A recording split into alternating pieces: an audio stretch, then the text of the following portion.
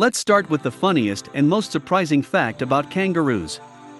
A female kangaroo can become pregnant and then suspend her pregnancy, temporary cessation of vital functions. If the female has been fertilized but is not yet ready to give birth, for example, she is already carrying one calf, the embryo goes into diapause until she grows out the previous calf. The kangaroo's blow is so powerful that it can kill an adult. And the sharp claws on their paws help them gut small animals. The kangaroo's kick is so powerful that it can kill an adult. And the sharp claws on their feet help them gut small animals. If you happen to see a dominance fight between two male kangaroos, it will be easy to know which one is dominant. In such fights, only the subdominant male gets pawed. Like other animals in the marsupial infraclass, male kangaroos are unique in that their testicles are located above, not below, the penis. The birth of a baby kangaroo is one of the strangest in the animal kingdom.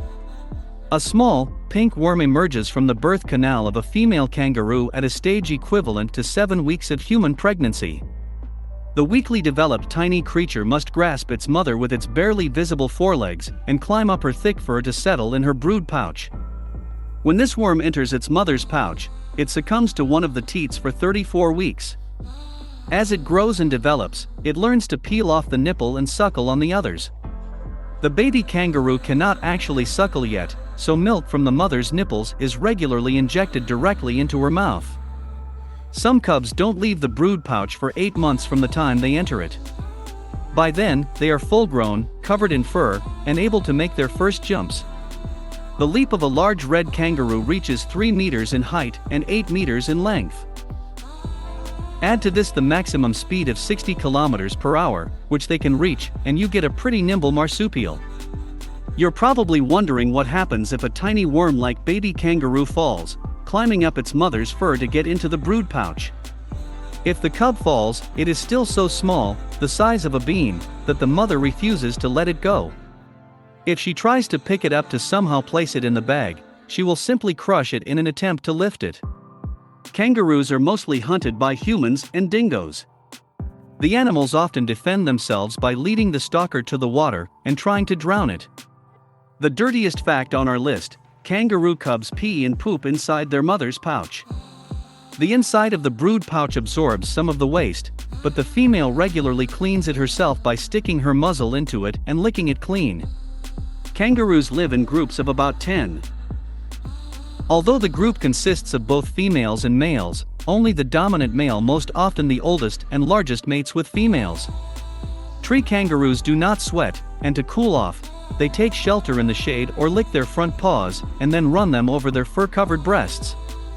Although excellent marketing gives us a clear picture of what a kangaroo looks like, the word kangaroo is actually an umbrella term for members of the kangaroo family, which includes giant kangaroos, big red kangaroos, most famous, wallabies, philanders and wallaroos.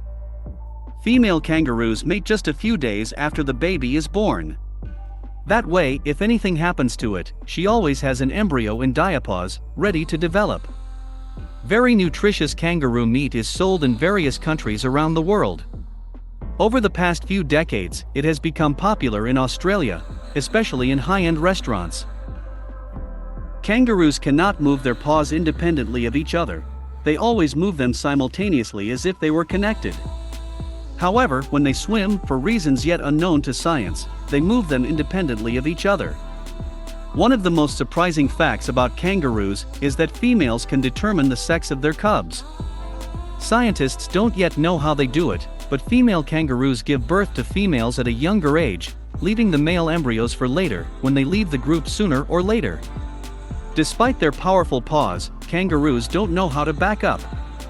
So Australia decided to depict this animal on its coat of arms, demonstrating that the state is always moving forward and evolving. To demonstrate their strength and power to other males, male kangaroos uproot grass and bushes.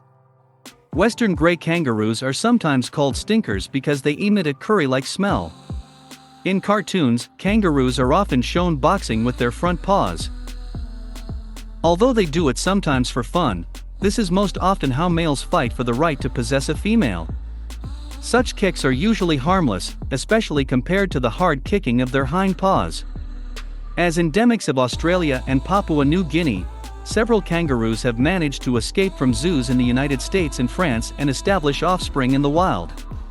In Ireland, as you know, an entire colony of wallabies lives on Lambay Island. Once a baby kangaroo is old enough to leave its mother's pouch for good, it still returns there to drink her milk. Since the female may be developing another calf in the pouch at this time, female kangaroos have a well-established lactation system, with one nipple producing high-carbohydrate milk for the older calf, and the others producing high-fat milk for the younger calf.